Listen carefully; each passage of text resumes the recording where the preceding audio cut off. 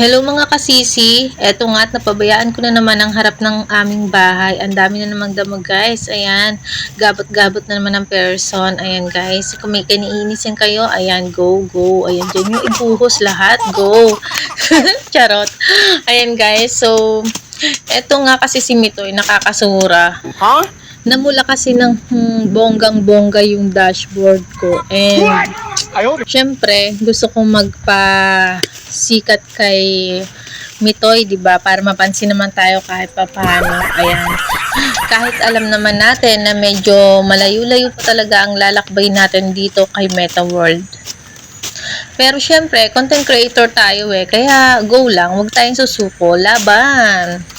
So, tama na nga ang kwentuhan. Babo na sa inyo mga kasisi ko.